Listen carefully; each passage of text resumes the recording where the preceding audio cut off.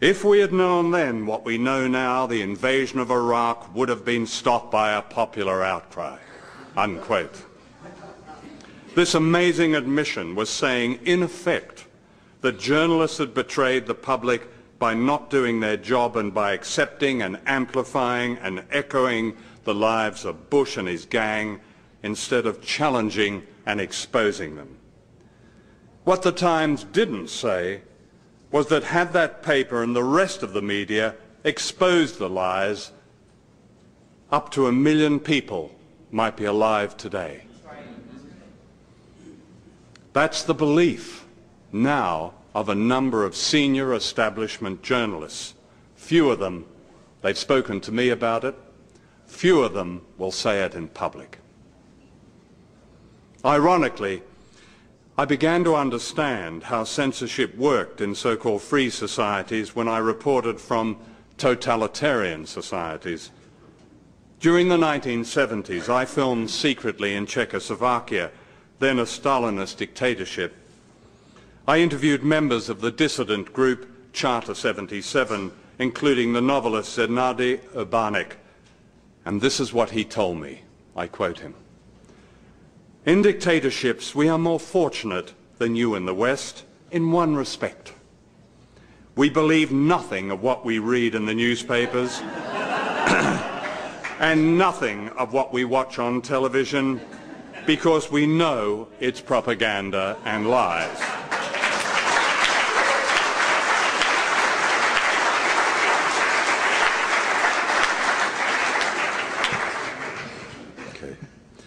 Unlike you in the West, we've learned to look behind the propaganda and to read between the lines. Unlike you, we know that the real truth is always subversive." Vandana Shiva has called this subjugated knowledge. The great Irish muckraker Claude Cockburn got it right when he wrote, "Never believe anything until it's officially denied." One of the oldest cliches of war is that truth is the first casualty. No, it's not.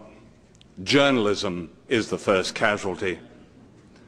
When the Vietnam War was over, the magazine Encounter published an article by Robert Elegant, a distinguished correspondent who had covered the war. "For the first time in modern history," he wrote, "the outcome of a war was determined not on the battlefield, but on the printed page, and above all, on the television screen." He held journalists responsible for losing the war by opposing it in their reporting. Robert Elegant's view became the received wisdom in Washington, and it still is.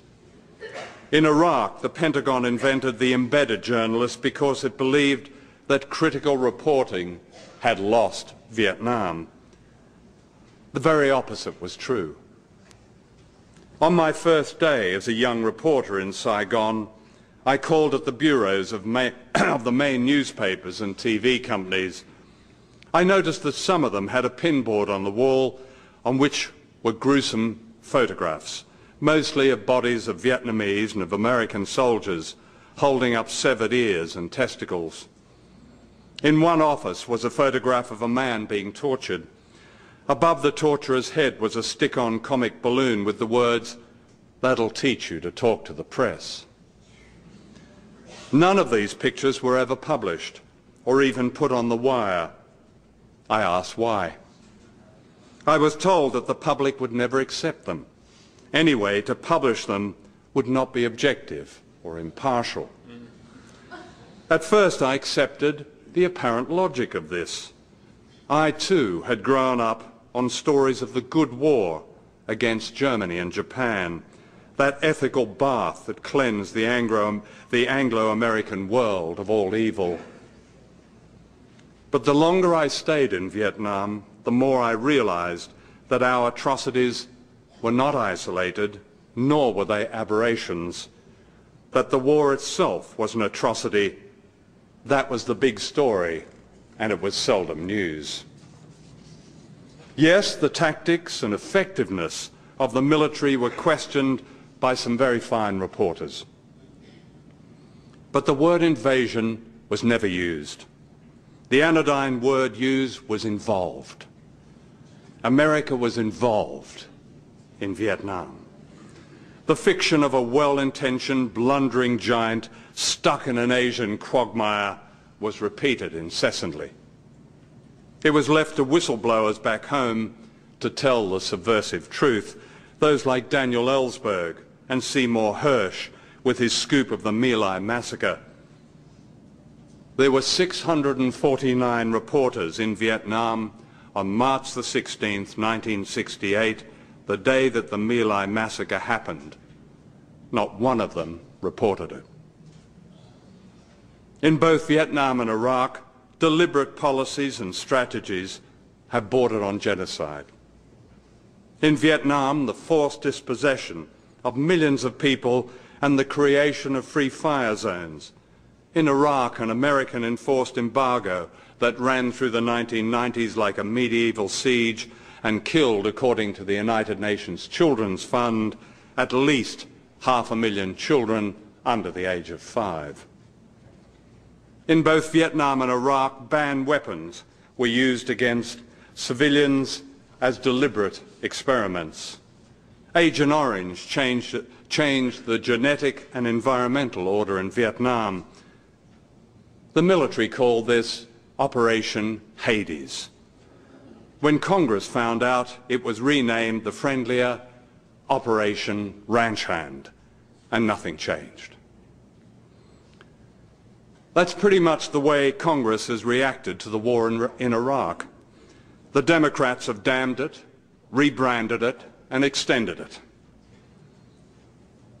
The Hollywood movies that followed the Vietnam War were an extension of the journalism of normalizing the unthinkable. Yes, some of the movies were critical of the military's tactics, but all of them were careful to concentrate on the angst of the invaders. The first of these movies is now considered a classic. It's The Deer Hunter, whose message was that America had suffered, America was stricken, American boys had done their best against Oriental barbarians.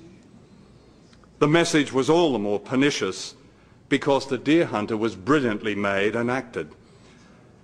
I have to admit it's the only movie that has made me shout out loud in a cinema in protest.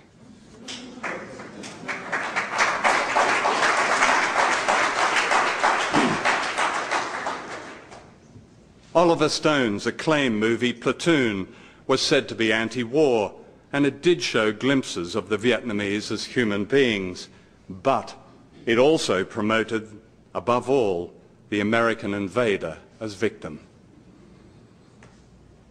I wasn't going to mention the Green Berets when I sat down to write this, until I read the other day that John Wayne was the most influential movie star who ever lived. I saw the Green Berets starring John Wayne on a Saturday night in 1968 in Montgomery, Alabama. I was down there to interview the then infamous Governor, George Wallace. And I'd just come back from Vietnam, and I couldn't believe how absurd this movie was.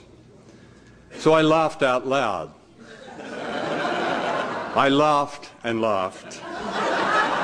And it wasn't long before the atmosphere around me grew very cold. My companion, who'd been a freedom rider in the South, whispered, "Let's get the hell out of here and run, and run like hell." Well, we were chased all the way back to our hotel.